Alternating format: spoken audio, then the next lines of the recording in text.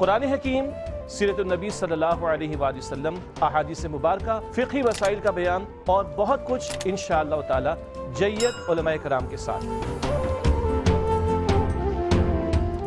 اللہ من الشیطان الرجیم، بسم اللہ الرحمن الرحیم۔ خواتین و حضرات، السلام علیکم ورحمۃ اللہ وبرکاتہ و مغفرتہ۔ پروگرام احکام شریعت اور فقہ حنفی سے متعلقہ مسائل کے ساتھ ایک دفعہ پھر اللہ تعالیٰ نے آپ کی خدمت میں حاضری کا شرف عطا فرمایا۔ ایک یہ آفر کویسچن تھا کہ نماز کے بعد دعا مانگنے کا کیا طریقہ ہے؟ کیا ہم اس طرح کر سکتے ہیں کہ 3 بار درود پاک پڑھیں، پھر 3 بار الحمدللہ، پھر 3 بار سورہ اخلاص پڑھیں، اس کے بعد دعا مانگیں؟ دیکھیں، آپ کر سکتے ہیں، ذکر الہی منع نہیں ہے، اور قرآن عظیم اس مقام پہ پڑھنا یہ بھی کوئی شریعت کی طرف سے ممنوع نہیں ہے، لیکن دعا مانگنے کے لیے کوئی اس طریقے کو وضع کرنا اور یہ سمجھنا کہ شاید یہ صحیح طریقہ ہے، ایسا کوئی طریقہ منقول نہیں ہے۔ ہمارے نبی کریم صلی اللہ علیہ وسلم براہ راست دعا فرماتے تھے، آپ براہ راست دعا کر سکتے ہیں، اور علماء نے اسے فرمایا کہ اول آخر درود پاک پڑھیں تو دعا کی مقبولیت کے امکانات بہت زیادہ ہوتے ہیں، تو اول آخر درود پاک بھی پڑھ سکتے ہیں، لیکن یہ تمام صورتوں کا پڑھنا اور اس ترتیب کے ساتھ پڑھنا یہ کوئی لازمی یا ضروری نہیں ہے، نہ اس طرح کوئی منقول ہے، بلکہ ہماری تو گزارش یہ ہے کہ کوشش کریں کہ نئی نئی چیزیں ایجاد نہ کریں۔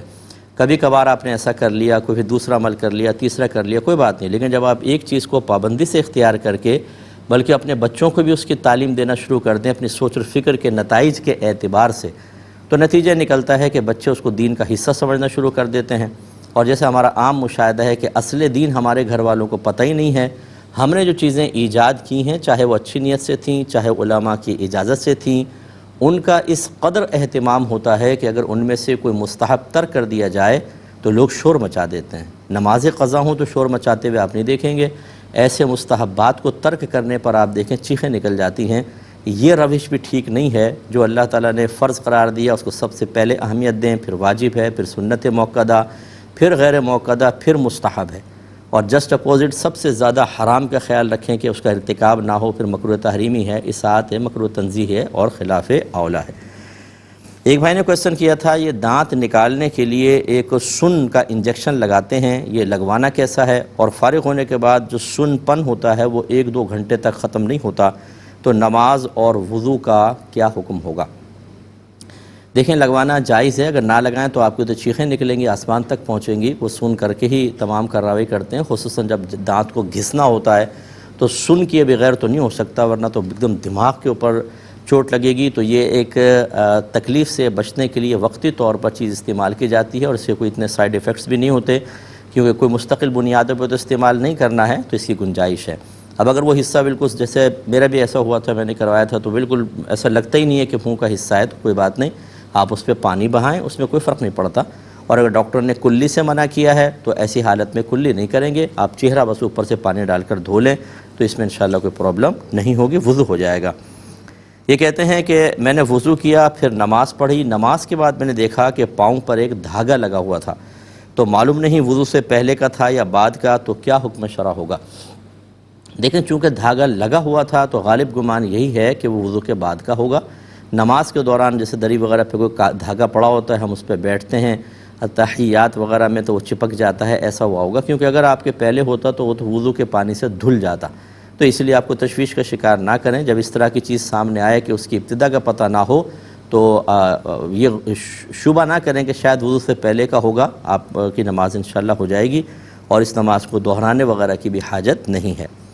یہ کہتے ہیں کہ واش روم میں موبائل کا استعمال کرنا کیسا ہے، خصوصاً ویسٹرن ٹوائلٹ پر بیٹھے ہوئے؟ دیکھیں، ہمارے نبی کریم صلی اللہ علیہ وسلم نے ستر کھولنے کی حالت میں کلام کرنے سے منع کیا، اور فرمایا اس پہ اللہ کی لعنت، یعنی لعنت کی وعید ہے، بلکہ فرمایا اللہ اس پہ غضبناک ہوتا ہے کہ جو ستر کھول کے گفتگو کرتا ہے۔ تو یہ حدیث کا چونکہ مفہوم موجود ہے، لہٰذا جب واش روم میں جائیں باہر سے ہی بسم اللہ الرحمن الرحیم پڑھ کے جائیں، اللہم انی اعوذ بک من الخبث والخبائث دعا پڑھ کر اندر داخل ہوں، پھر جب ستر کھل جائے تو کوئی کلام نہیں کرنا جب تک کہ آپ باہر نہ آ جائیں، ورنہ گناہ گار ہوں گے۔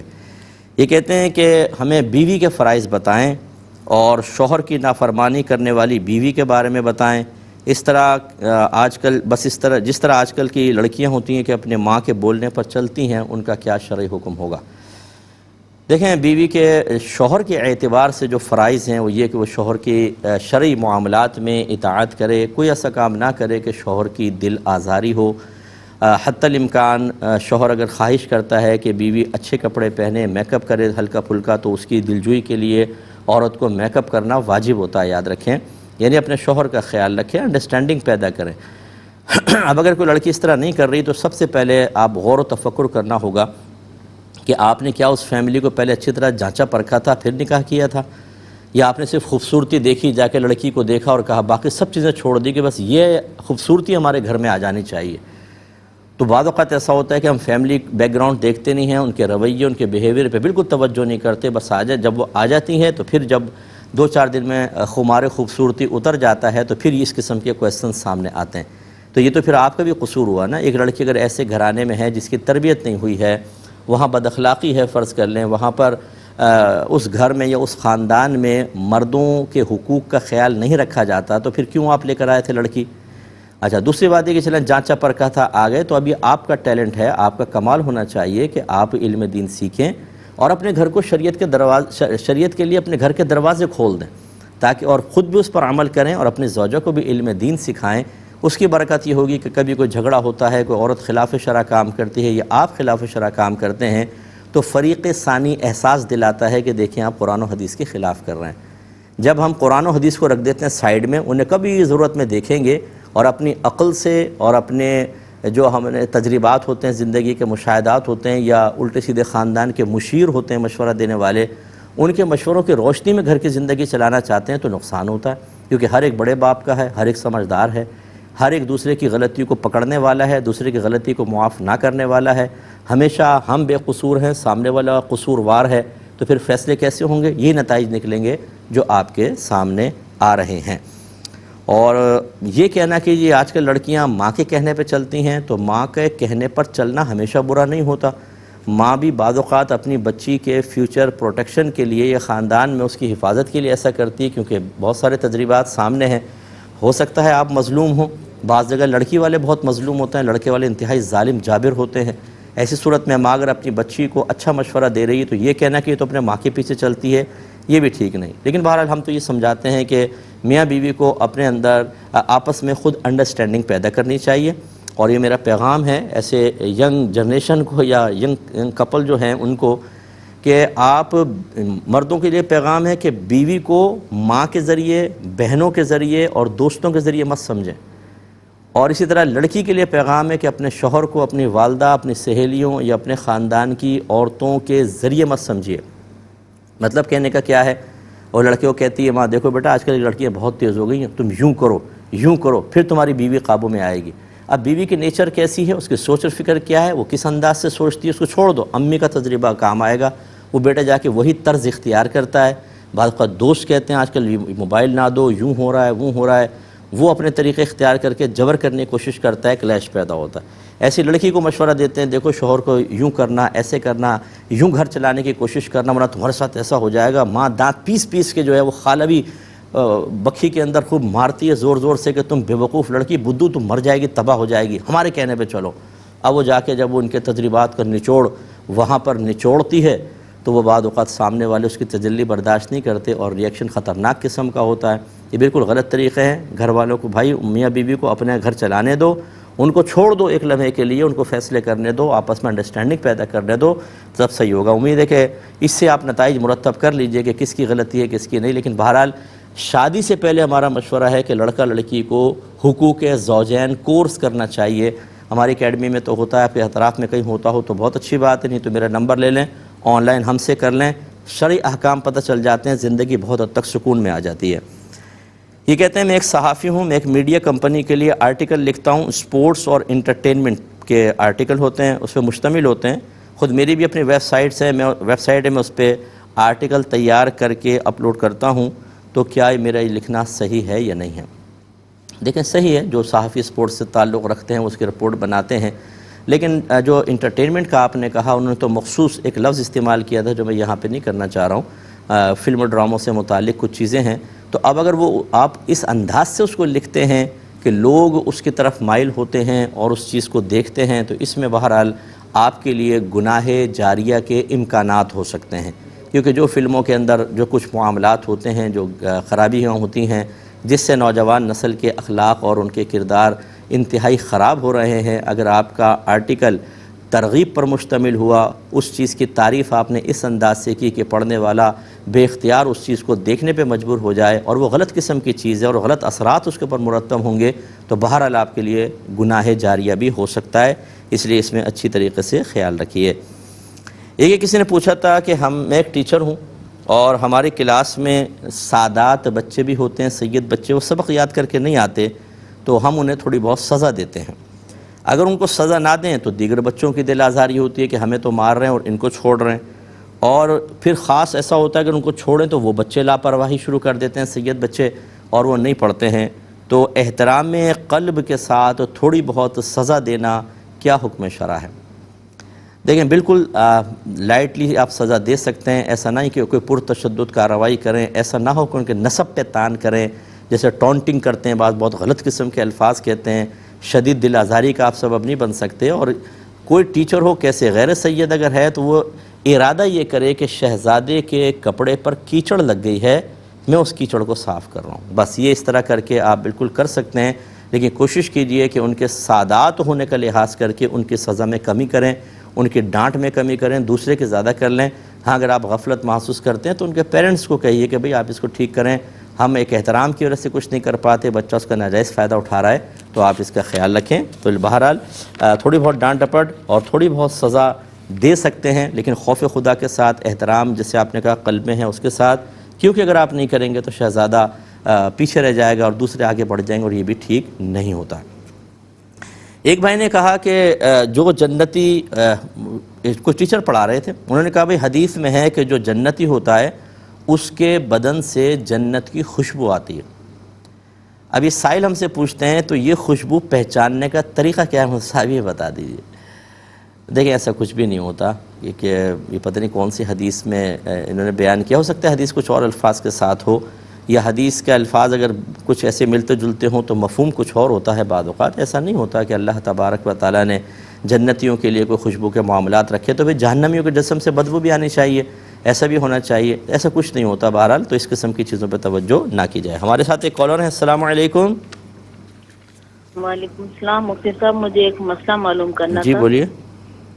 کسی والدہ نے مجھ سے کہا ہے کہ ان کی بچی ہے میڈیکل کے چوتھے سال میں، لیکن وہ والدہ کی بہت زیادہ دل آزاری کرتی ہے، تو 4 بچے ہیں ان کے، مطلب 2 بیٹے 2 بیٹیاں، تو وہ باقی سب وہ کہتی ہیں بہت زیادہ دل آزاری کرتے ہیں، تو میں انہیں دھمکی دی ہے کہ میں تمہیں اب کھانا نہیں بنا کے دوں گی، اپنا کھانا خود بناؤ۔ تو اگر اس وجہ سے والدہ انہیں نہ بنا کے دیں اور باقی بچوں کو دیں تو شرع کیا کہتی ہے اس بارے میں؟ ٹھیک ہے، اور میں بتاتا ہوں انشاءاللہ۔ ایک مختصر سا بریک لیں گے، ہمیں یقین ہے آپ ہمارے ساتھ ہی رہیں۔ پاز لیں گے پھر انشاءاللہ جوابات۔ السلام علیکم۔ السلام علیکم مفتی صاحب۔ جی وعلیکم السلام۔ ربیع النور کا چاند مبارک ہو آپ کو۔ اچھا آپ کو مبارک ہو، ارشاد۔ مفتی صاحب میرے 2 کویشچنس ہیں۔ ایک یہ کہ کائنڈلی آپ سیرت النبی صلی اللہ علیہ وسلم پہ بچوں کے لیے کوئی آسان والی بک کائنڈلی بتا دیجیے گا، ریکمینڈ کرتے ہیں۔ اور دوسرا میرا کویشچن جو ہے وہ میری کلیگ کے سے ریلیٹڈ ہے۔ انہوں نے ریسنٹلی جو ہے 3 ماہ گزر کے ہیں، انہوں نے خلا لیا، لیکن ان کا ایک بیٹا ہے جو کہ اب بی ایس کر رہا ہے، یعنی وہ ینگ ہے۔ اب وہ رینٹ پہ چلی گئی، ان کے شوہر کا اپنا گھر تھا، تو بیٹا کہتا ہے کہ مجھے واپس جانا ہے، تو اب وہ بچے کی وجہ سے وہ دوبارہ سے اپنے شوہر کے ساتھ دوبارہ سے ریکنسیلیشن کر سکتی ہیں کیا؟ وہ چاہتی ہیں کہ وہ دوبارہ جائیں، اور بس آپ کا۔ چلے میں انشاءاللہ اس کرتا ہوں۔ ایک اور کالر ہیں، السلام علیکم۔ وعلیکم السلام۔ جی میں سعودی عرب سے بات کر رہا ہوں۔ جی میرا سوال یہ ہے کہ ہم سے کسی بندے نے یہاں پہ سعودی عرب میں سعودی ریال مانگے تھے، اور 2 بندوں سے مانگے تھے۔ اس نے کہا کہ میں تمہارے گھر میں جو ہے بھجوا دوں گا پیسے پاکستانی روپیز میں، ٹھیک ہے؟ تو ایک بندے نے مطالبہ کیا کہ پاکستانی ریٹ کے مطابق بھیجنا، تو میں نے مطالبہ نہیں کیا، لیکن اس نے پاکستانی ریٹ کے مطابق ہی جو ہے نا ہمارے گھروں پہ دیے، تو اس میں کوئی سود کا عنصر تو نہیں آئے گا؟ ٹھیک ہے، اور بس میں یہی سوال ہے۔ عرض کرتا ہوں۔ اب ایک کویشچن بہن نے کیا تھا کہ ان کی بچی MBBS کے 4th ایئر میں پڑھ رہی ہے، لیکن وہ ماں سے بہت بدتمیزی کرتی ہے، دل آزاری کرتی ہے. تو 4 بچے ہیں، تو ماں نے اب یہ دھمکی دی ہے کہ 3 کو تو میں کھانا دوں گی، تمہیں کھانا نہیں دوں گی، اپنا کھانا خود بناؤ.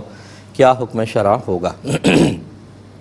دیکھیں، پہلی بات تو یہ کہ ماں اس طریقے سے رویہ اختیار کر سکتی ہے. جب ایک اولاد فرما برداری نہ کرے اور مکمل دل آزاری کر رہی ہو تو وہ بالکل اس طرح کر سکتے ہیں کہ ان کے ساتھ ویسے ہی رویہ رکھیں. باقی اولاد اگر ٹھیک ہے تو ان کے ساتھ مناسب رویہ رکھ سکتی ہیں. لہٰذا ماں کی طرف غیر انصافی یا عدل کو ترک کرنے کی نسبت نہیں ہوگی، کیونکہ قصور اس وقت لڑکی کا ہے. اور دوسری بات یہ ہے کہ خدارہ میں بار بار آپ کو عرض کرتا ہوں کہ اپنے بچوں کو آپ دین تو سکھاتے نہیں ہیں. میڈیکل تو پڑھوانے کے لیے آپ نے بھیج دیا، لیکن بچی کو کاش آپ شروع سے سیرت مصطفیٰ بھی پڑھاتے، دین پڑھاتے، انہیں فرائض واجبات وغیرہ بتاتے، ماں باپ کا حق بتاتے، تو بچے ایسا نہ کرتے. ایک گھر میں ایک مذہبی ماحول کا بنانا بھی ہمارے لیے بہت ضروری ہوتا ہے. ہمارا مذہب انگلیوں پہ گنا جا سکتا ہے بس، یعنی جو لوگوں کا ہے اتنا سا سکھا دیں گے بچوں کو جو انگلیوں پہ گن سکتے ہیں آپ. باقی مذہب کا حصہ ہمیں پتہ ہی نہیں ہوتا. عدم تربیت کی بنا پر جب بچے نہ گھر سے تربیت حاصل کرتے ہیں، اسکول کالج یونیورسٹی میں تو آپ کو پتہ ہی ہے، اور پھر میڈیکل لائن میں تو جیسا ماحول ہے وہ بھی آپ کو معلوم ہے. پھر اس کے بعد یہ توقع اور تمنا کرنا کہ ہمارے بچے بالکل شرعی تقاضے کے مطابق ہمارے ساتھ رویہ اختیار کریں، تو یہ تمنا رکھنا تو برا نہیں ہے، اور ہونا بھی ایسا ہی چاہیے کہ بچے کو دنیاوی تعلیم حاصل کر رہے ہیں تو بہرحال ماں باپ کا ادب و احترام تو نہیں جائے گا.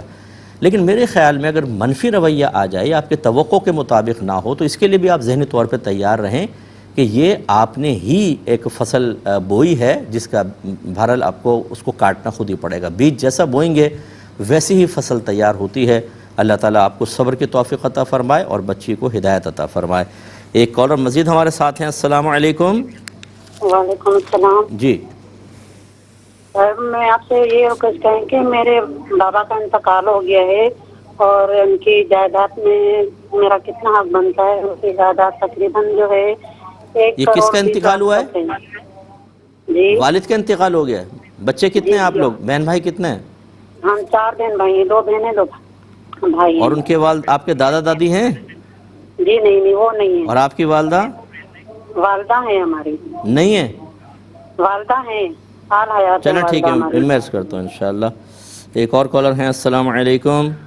وعلیکم السلام. جی مفتی صاحب، میرا پہلا سوال یہ ہے کہ اگر نماز میں سجدہ صاحب واجب تھا، نہیں کر سکے تو کیا بعد میں کیا جا سکتا ہے؟ جی اور دوسرا سوال یہ ہے کہ جن لوگوں نے عربی لہجے کے علاوہ قرآن مجید پڑھا ہوا ہے تو جی ان کی نماز اور قرآن پاک کے بارے میں کیا حکم ہے پڑھنے کے بارے میں؟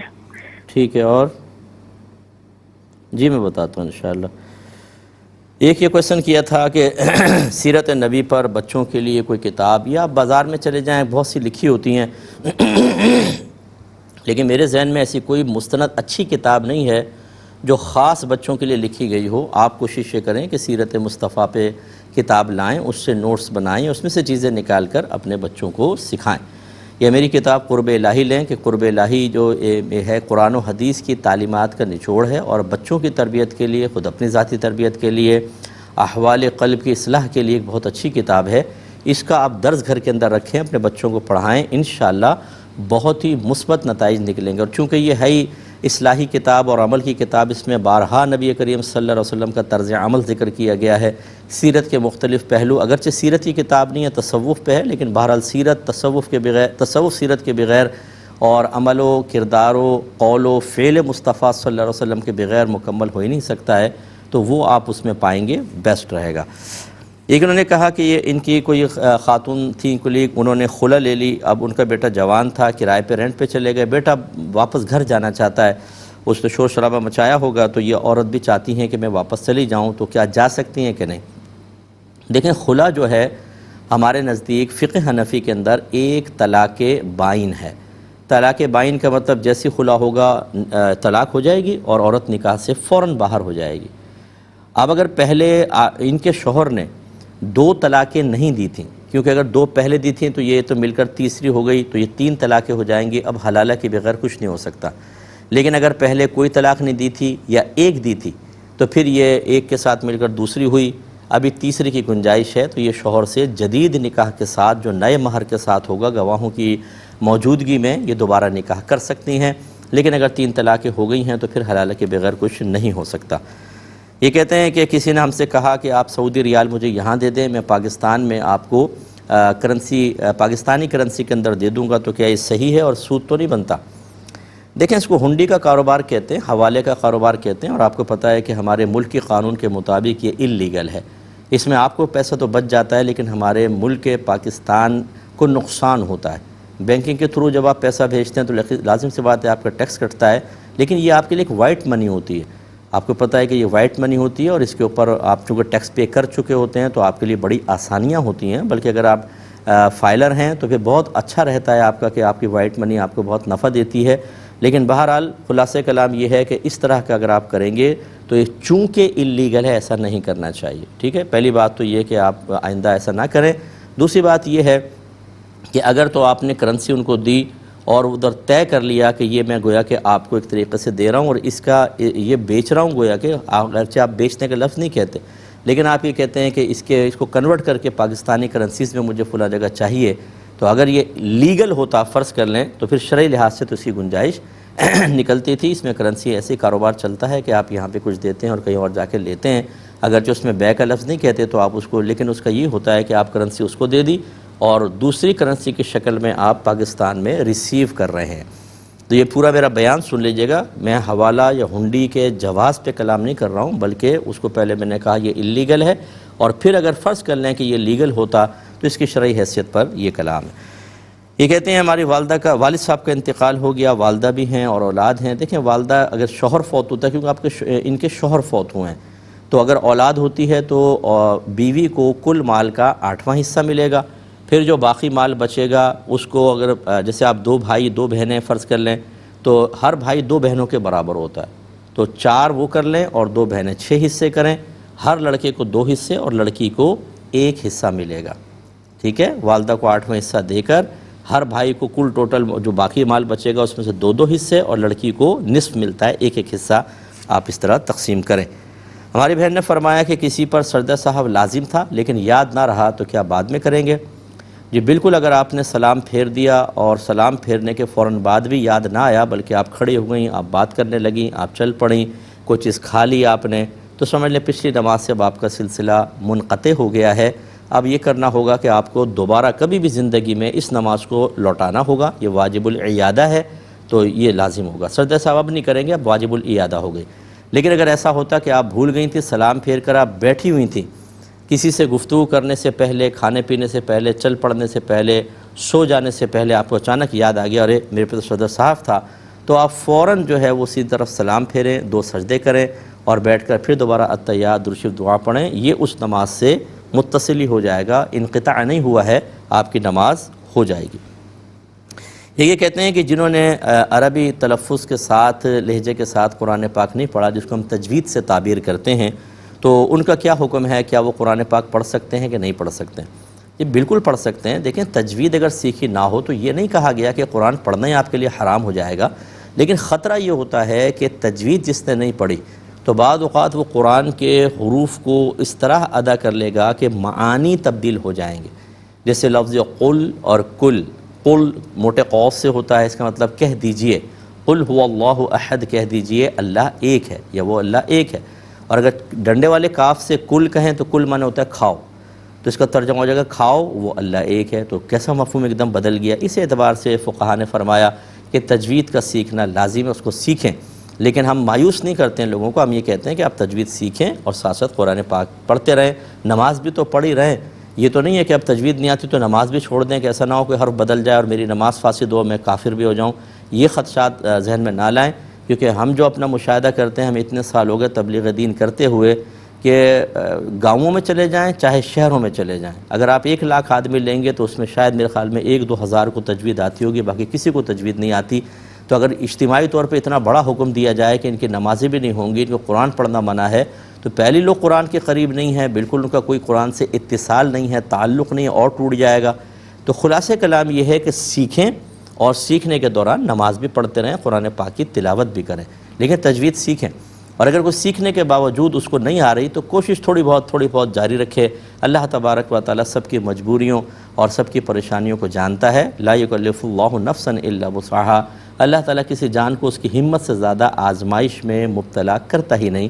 پھر انشاءاللہ آپ کے لیے اللہ تعالیٰ درگزر کا معاملہ فرمائے گا. اس کی رحمت سے ہمیں قوی امید ہے. ایک یہ کویسچن کیا تھا کہ بعض کمپنیز یہ آفر کرتی ہیں کہ آپ ہماری پروڈکٹ لیجئے اور اسکریچ کریں, اگر کوڈ نکل آیا تو آپ کو انعام ملے گا. تو لینا ایسے پروڈکٹ کو خریدنا اور اگر اس پہ انعام نکل آیا تو اس انعام کی کیا شرعی حیثیت ہوگی؟ دیکھیں مسئلہ یہ ہے کہ اگر تو کوئی مطلب وہ پروڈکٹ ایسی ہے کہ آپ کے کسی کام کی نہیں ہے اور بیکار, جیسے لاٹری ہوتی ہے کہ آپ نے ٹکٹ لیا لاٹری کا, نکل آیا تو ٹھیک, نہیں نکلا تو آپ کا پیسہ ضائع گیا, یہ تو خالصتاً جوا ہے. لہٰذا اگر پروڈکٹ جو ایسی ہے کہ آپ کے کوئی کام کی نہیں ہے, یوز نہیں, آپ صرف اس لالچ میں لے رہے ہیں کہ شاید کوڈ نکل آئے تو میرا انعام نکل آئے گا, تو پھر تو اس میں جوئے کا مفہوم ہے, اس سے ہم اجتناب کا حکم دیں گے. لیکن اگر ایسا ہے کہ وہ پروڈکٹ آپ کے کام کی ہے, جیسے آئل ہے, جیسے پانی کی بوتلیں ہوتی ہیں کہ آپ نے پینے کے لیے لینی ہے, اسی طرح کولڈ ڈرنکس وغیرہ ہوتے ہیں, مختلف پینا ہے ہی آپ نے, تو آپ نے کہا چلو یہ والی لے لیتے ہیں, شاید انعام بھی نکل آئے.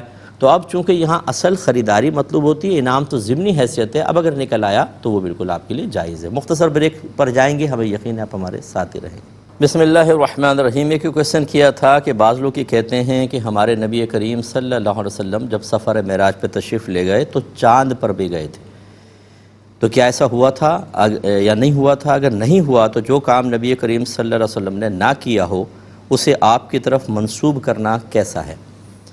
دیکھیں, یہ چاند پر آپ کا اترنا تو کوئی ایسا حدیثوں میں منقول نہیں ہے. ہاں, زمین پر رہ کے چاند کے 2 ٹکڑے کرنا ضرور ثابت ہے, اور میڈیکل یہ سائنس بھی, آج کل جدید جو سائنس ہے وہ بھی اس کی تصدیق کرتی ہے, تو یہ تو ہے.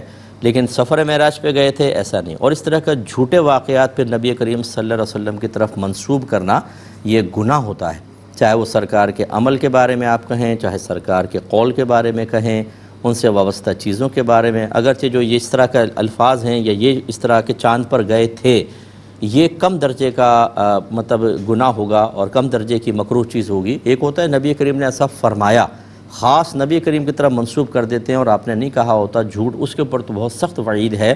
لیکن بہرحال اس میں بھی احتیاط درکار ہے کہ جب اس طرح جرأت مندی کے ساتھ نبی کریم صلی اللہ علیہ وسلم کی طرف چیزیں منسوب کی جائیں گی تو پھر آہستہ آہستہ آدمی آگے بھی بڑھ جاتا ہے. تو ایسی جب تک تصدیق نہ ہو جائے کسی مستند کتاب سے جو ہمارے اکابرین نے لکھی یا ہم عصروں نے بھی لکھی, اس دور میں بھی لکھی ہو, مستند آدمی ہوں یا علماء سے تصدیق جب تک نہ ہو جائے اس طرح کی باتیں ہرگز نہ کی جائیں. یہ کہتے ہیں کہ ایک عورت ہے, وہ 10 بیویوں کی کہانی گھر میں رکھتی ہے اور محفل سماع رکھتی ہے, میلاد کی محفل رکھتی ہے, اس کے لیے کیا حکم ہوگا؟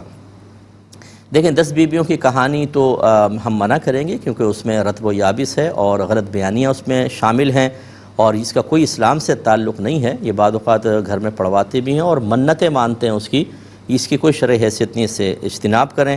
محفل سماع رکھنا, قوالی جس کو کہتے ہیں, اگر تو وہ ایسے مفتیان کرام سے فتویٰ لے چکی ہیں جو محفل سماع کو شروط کے ساتھ, شرائط کے ساتھ جائز کہتی ہیں اور ان شرائط کا پاس لحاظ بھی کرتی ہیں, تو بلکہ ان کے لیے جائز ہے کہ اللہ تعالیٰ نے قرآن عظیم میں فرمایا کہ فَاسْأَلُوا أَهْلَ الذِّكْرِ إِن كُنتُمْ لَا تَعْلَمُونَ, تم اہل علم سے پوچھو اگر نہیں جانتے.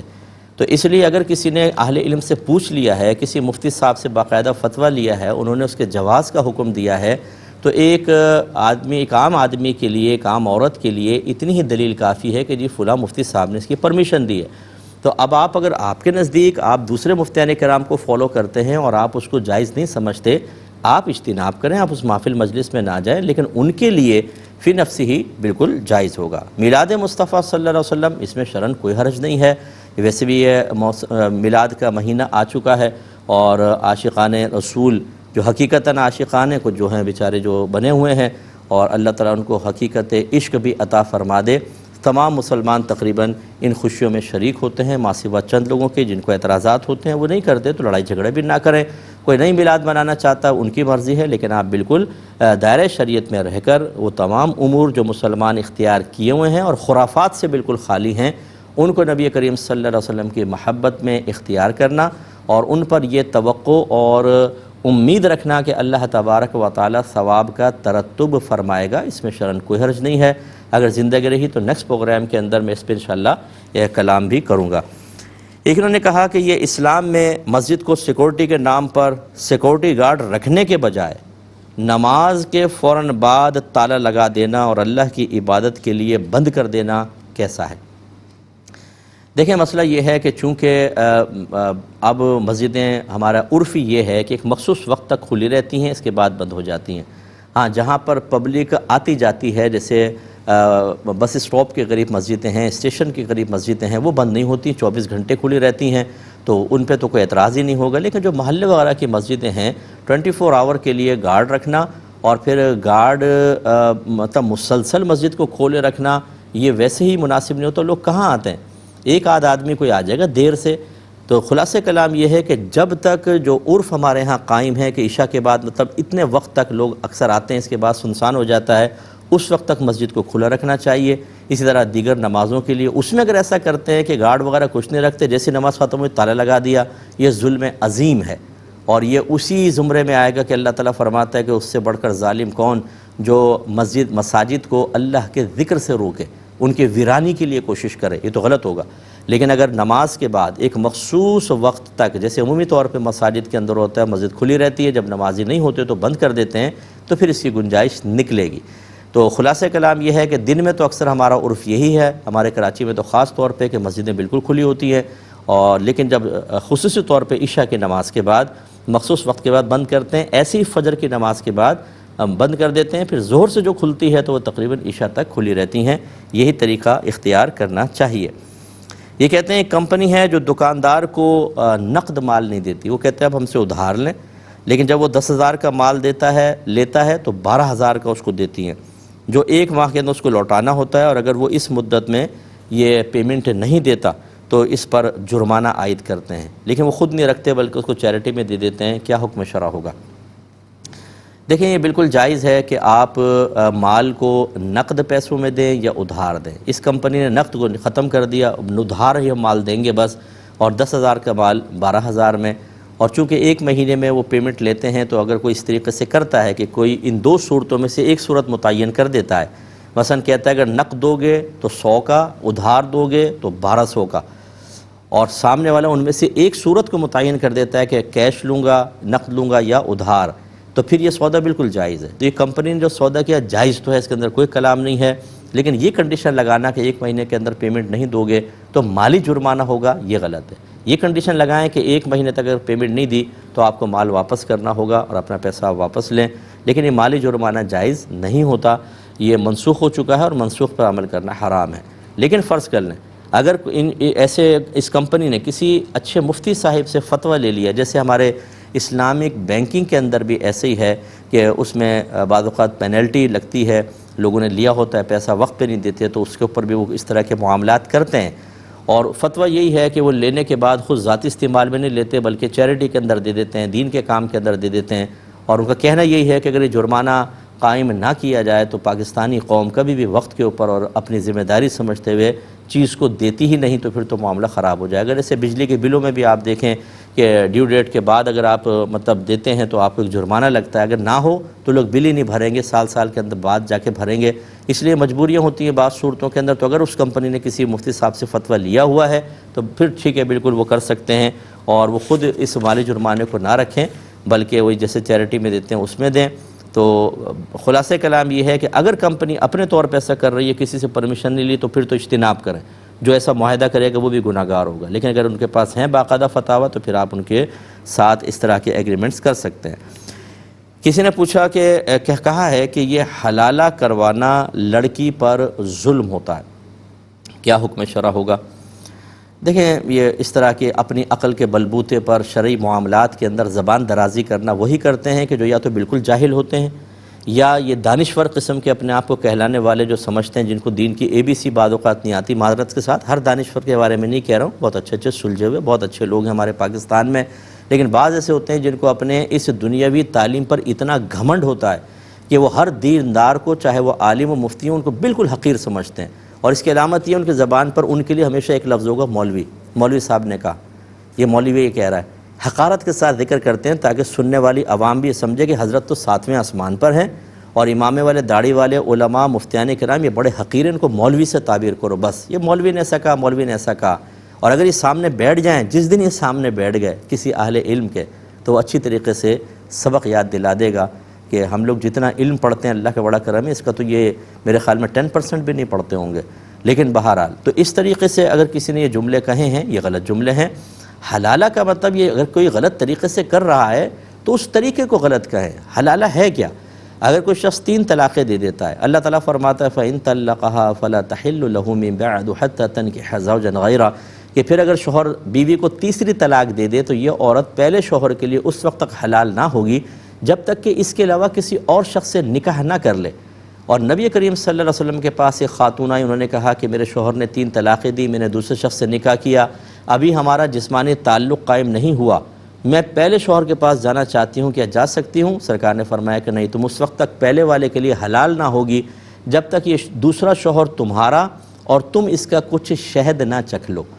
سرکار نے کنایتاً یہ شرم کے ساتھ یہ الفاظ ادا فرمائے، مراد یہ ہے کہ تمہارا جسمانی تعلق ہونا ضروری ہے۔ ابھی بتائیں، قرآن نکاح کا کہہ رہا ہے، نبی کریم جسمانی تعلق کا کہہ رہے ہیں، آپ اس کو ظلم کہہ رہے ہیں کہ یہ ظلم ہے، ایک لڑکی کے اوپر ظلم ہے؟ یعنی آپ کا کہنے کا مطلب یہ ہے کہ 3 طلاقیں شوہر دے دے، شترے بے مہار ہو جائے، بغیر نکاح کے لڑکی کو شوہر کے ساتھ بھیج دو، یہ ظلم نہیں ہے؟ تو یہ غلط طریقے ہوتے ہیں۔ اس قسم کے لوگ جو اس طرح کے کمنٹس پاس کرتے ہیں، سوشل میڈیا بھرا پڑا ہے، ان لوگوں کو نہ سنیں، یہ تباہ کر دیں گے آپ کو، یہ آپ کے رہنما نہیں ہیں، یہ اپنی سوچ اور فکر کا تسلط دوسروں پہ کرتے ہیں جس کے پیچھے شرعی دلیل مضبوط ہوتی نہیں۔ عوام کا حال یہ ہے، خصوصاً میری ینگ جنریشن جو ہمیں سن رہی ہے، آپ کا حال یہ ہے کہ آپ نے اپنا دین سیکھا نہیں ہوتا، آپ کسی کی گفتگو کو اپنے ذہنی ترازو میں تولتے ہیں، شرعی تعلیمات کی روشنی میں تولنے کی صلاحیت چونکہ آپ کے اندر نہیں ہے۔ آپ یہ دیکھتے ہیں بات مجھے وزندار لگ رہی ہے، اس کی بات کمزور لگ رہی ہے، اس کی زبان میں سلاست روانی ہے، اس کی زبان میں نہیں ہے، یہ تمام مولویوں کو برا بھلا کہہ رہا ہے تو یہ صحیح ہوگا۔ اس طرح کہ ہم نے کچھ معیار بنائے ہوتے ہیں، اس کے بعد کہتے ہیں میرا دل تو اس کی طرف مائل ہو رہا ہے۔ ارے بھائی، آپ صدر میں چلے جائیں، وہ دوائیاں بیچ رہا ہوتا ہے، آپ اس کی گفتگو سن لیں، آپ دوائی لینے پہ مجبور ہو جائیں گے۔